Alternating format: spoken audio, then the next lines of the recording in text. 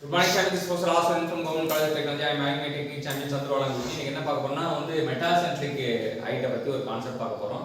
First concept என்ன சொல்றாங்க? Increase the metacentric height reduces the periodic load.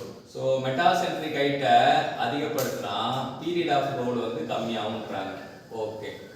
அது உண்மைதான். அடுத்து Some control of period of load is possible if cargo is placed further from the center line of ship. Cargo வந்து further from the center line of ship. Center line of shipல இருந்து cargo வந்து தூரமா locate பண்ணோம் அப்படினா நம்மளால என்னன்னா time பீரியடை reduce பண்ண முடியும் பீரியட் ஆஃப் லோட்ல. In warships and racing yachts, metacentric height will be larger than other categories of ship. So ரெண்டு பேசஞ்சர் ஷிப் இருக்கும், வார்ஷிப் இருக்கும். வார்ஷிப்பில் வந்து மெட்டாசென்ட்ரிக் ஹைட் வந்து அதிகமாக வச்சுக்கலாம். பேசஞ்சர் ஷிப்பில் வந்து மெட்டாசென்ட்ரிக் ஹைட் கம்மியாக தான் இருக்கும்ன்றாங்க. ஏன்னா வந்து பேசஞ்சர் ஷிப்பில் வந்து கம்ஃபர்டபுள் தேவை, வார்ஷிப்பில் கம்ஃபர்டபுள் தேவையில்லை. அதனால ஹைட் அதிகமாக இருந்தாலும் நமக்கு ஒன்றும் பிரச்சனை இல்லை, அது எப்படி போனாலும் பிரச்சனை இல்லை. ஆனால் பேசஞ்சர் ஷிப்பில் வந்து நம்ம கம்ஃபர்ட்னஸ் தேவை, அதனால வந்து அதில் வந்து மெட்டாசென்ட்ரிக் ஹைட் வந்து கம்மியாக தான் இருக்கணும்.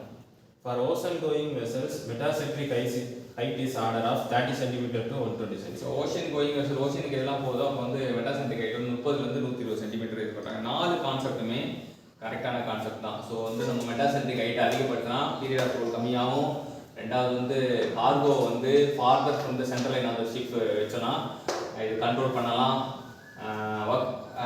வார்ஷிப் இல்லை ரேசிங் யாட்செட்ஸ் அதில் வந்து மெட்டாசென்ட்ரிக் ஹைட் வந்து அதிகமாக இருக்கும். ஓஷன் கோயிங் வெசலில் 30 சென்டிமீட்டர் வந்து 120 சென்டிமீட்டர் இருக்கும். ஸோ இந்த 4 கான்செப்ட்டுமே வந்து நமக்கு ரொம்ப ரொம்ப முக்கியமான கான்செப்ட்.